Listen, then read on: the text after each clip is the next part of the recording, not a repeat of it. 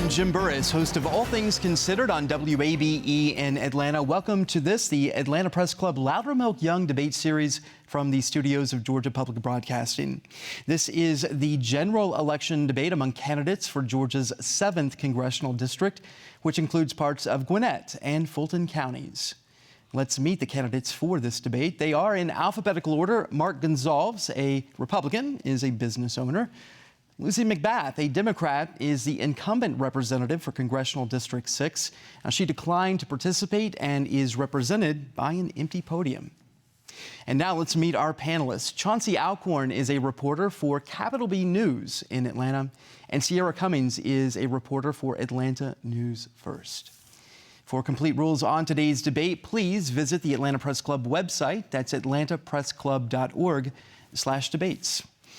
To start the program, each panelist will have Mark Gonsalves will ask one question, and we have 60 seconds for his answer. And Sierra Cummings, it is your turn to ask the first question to Mark Gonsalves. Good afternoon. The Pew Research Center found last year that in the 19 states that have laws that can take away firearms from those in a mental crisis or those who pose a risk to themselves or others, it's prevented domestic violence, suicides, or even worse.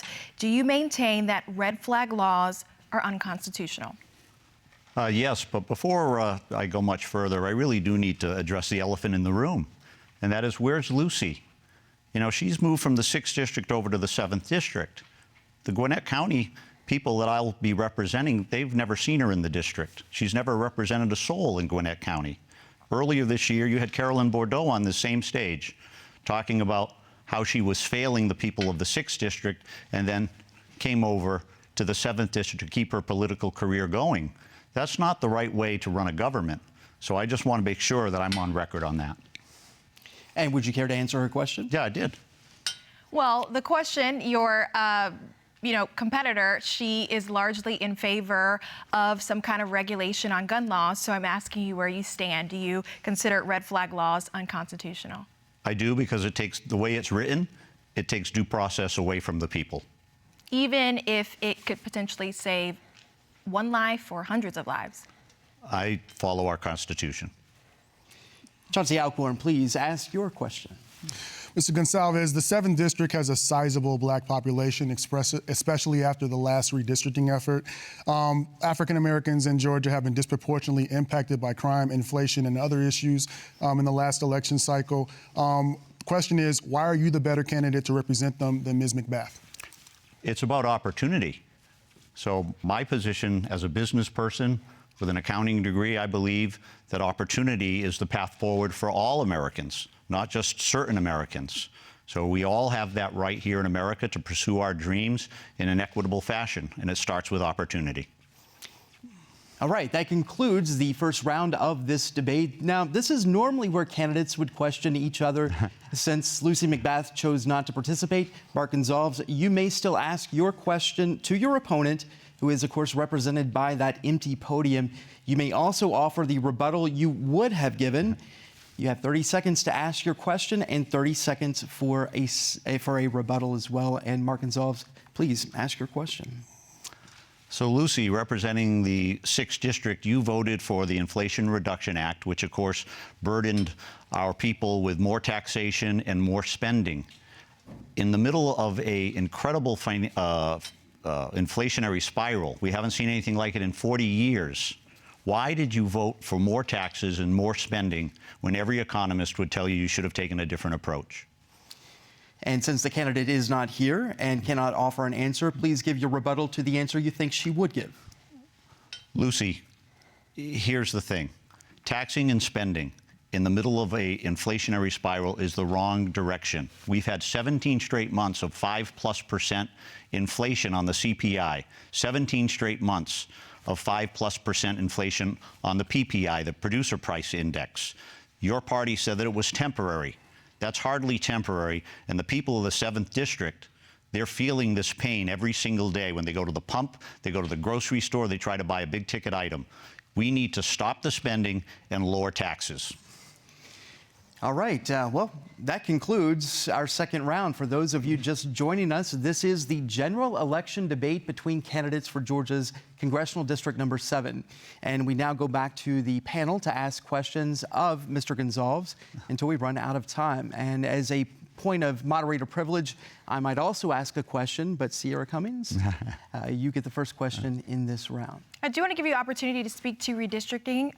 Maybe Democrats would say that the result of that was largely in favor for Republicans, but you're frustrated because it gave your competitor an opportunity to jump into your district. Sure. So in politics, that would be called district shopping.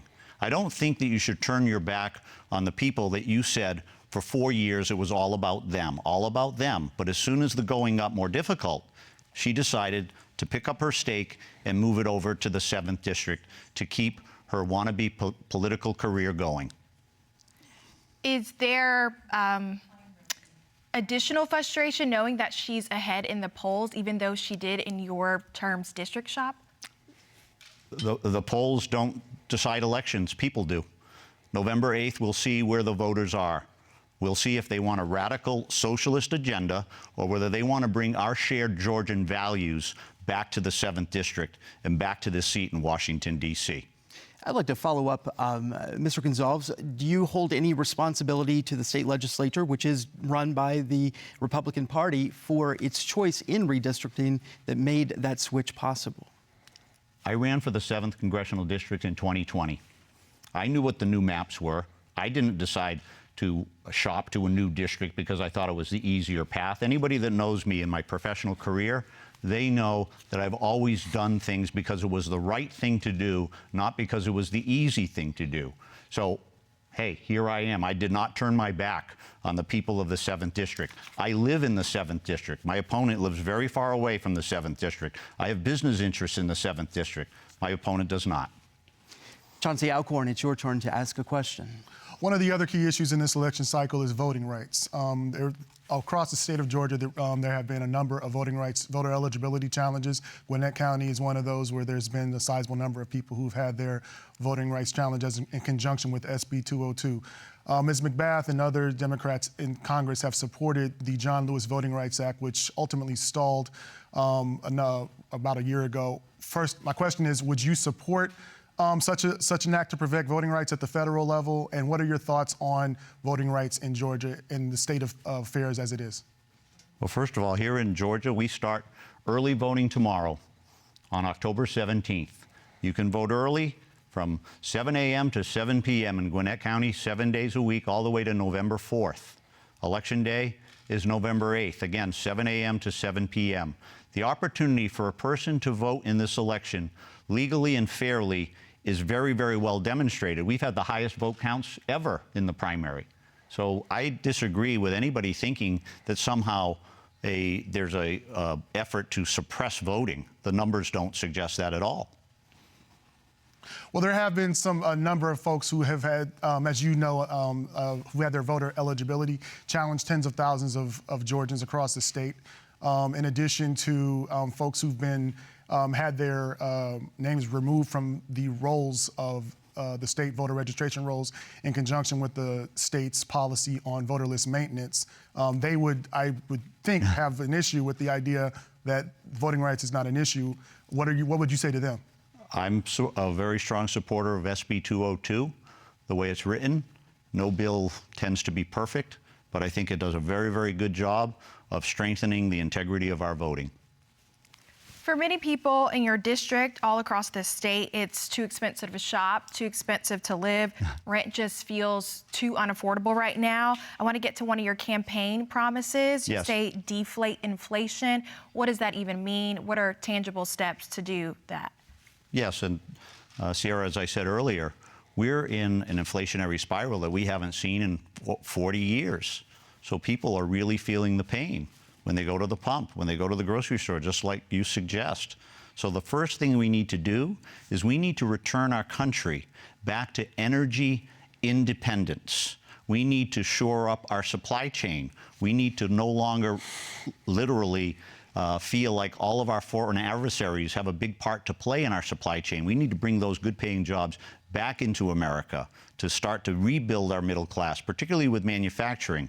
Anything that has to do with our national security interests, we need to bring that back into the United States of America. It's an incredible vulnerability. Look what we've done with the petroleum reserve. The Strategic Petroleum Reserve is at a low that we haven't seen since 1984. In a geopolitical theater like it is today, number one, energy independence.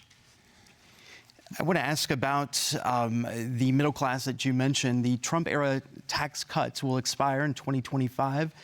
The highest earners, the cut was permanent. For the middle class, they will return to where they were. Do you believe that that's fair, or what would you do to change that in 2025? I would always look for ways to be able to lower taxes for the American public. We're $31 trillion in debt, and that's not because we didn't have enough taxes. It's because we've had way, way, way too much spending, much of it frivolous spending. So it's not about the taxes, it's about the spending. What would you say is frivolous spending? I mean, if we want to go through every bill and look at the pork that's in these bills, just the bridges to nowhere and just the highlights. Everything else, right? So we all know. Americans know. They know. All right. All right. Mr. Chauncey, it's your turn to ask a question. Hospital closures is a major problem in the Atlanta metro area and Georgia at large. Folks right now are scrambling to deal with the looming closure of AMC Hospital. Dems have proposed Medicaid expansion as a solution to this issue. First, do you support that policy? And second, what would you do to address access to health care in your district and the state at large? Yeah, I don't support Medicare expansion, but what I do support is transparency in health care. It's the only thing it's literally 1/5 of our economy, yet we have no transparency in health care. We have no idea what anything costs prior to the services rendered. So we need to bring back the principles that made America the greatest country that's ever been, and that's called free market capitalism. So as soon as we introduce free market principles to healthcare, it will drive the prices down, it'll drive the quality up. So I'm for bringing free market to healthcare instead of it having been really a closed shop for as long as it has been. And I'd also, by the way, have insurance be able to be sold across state lines, very similar to how you buy your auto insurance. That would also drive costs down. That is all the time we have for questions. Each candidate will now have 60 seconds for a closing statement. Mark Gonsalves, please give us your closing statement today.